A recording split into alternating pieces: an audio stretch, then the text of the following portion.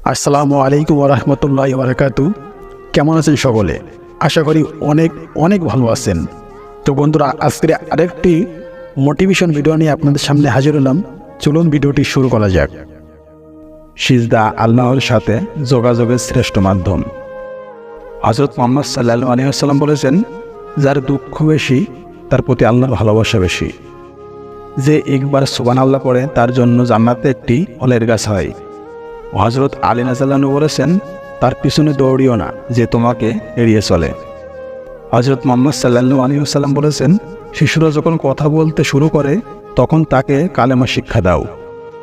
হযরত মুহাম্মদ সাল্লাল্লাহু আলাইহি ওয়াসাল্লাম বলেছেন, সন্তান প্রসব করতে গিয়ে যে মা মারা যায় সে মা শহীদ।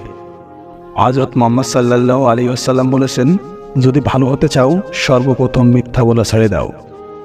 হযরত মুহাম্মদ সাল্লাল্লাহু আলাইহি ওয়াসাল্লাম বলেছেন, এতিমকে গলা ধাক্কা দিও না, কেননা আমিও একজন এতিম ছিলাম। হযরত মুহাম্মদ সাল্লাল্লাহু আলাইহি ওয়াসাল্লাম বলেছেন, স্বামী খুশি থাকা অবস্থায় কোনো স্ত্রী মারা গেলে সেই স্ত্রী জান্নাতি। হযরত মুহাম্মদ সাল্লাল্লাহু আলাইহি ওয়াসাল্লাম বলেছেন, পানি যেমন আগুন নিভায় দান সাদকা তেমনি গুনাহ নিভায়। মানুষ সবসময় মৃত্যু থেকে বাঁচার চেষ্টা করে, কিন্তু জাহান্নাম থেকে নয়। অথচ মানুষ চাইলেই জাহান্নাম থেকে বাঁচতে পারে, কিন্তু মৃত্যু থেকে নয়। মৃত্যুর জন্য সর্বদা প্রস্তুত থাকো, কারণ মৃত্যুর দূত তোমার পিছনে দাঁড়িয়ে আছে। তার ডাক দেওয়ার পর আর প্রস্তুত হওয়ার সময় থাকবে না।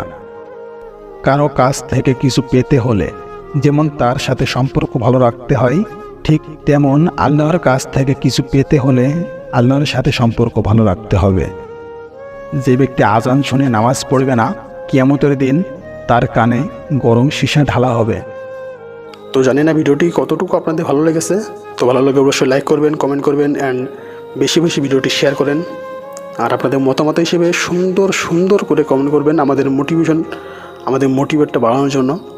তো অবশ্যই আর এই ধরনের ভিডিও যদি দেখতে চান প্রতিনিয়ত আমাদের এই চ্যানেলে, তো অবশ্যই আমাদের চ্যানেলটি সাবস্ক্রাইব করে পাশে থাকা বেল আইকনটি বাজিয়ে দেবেন।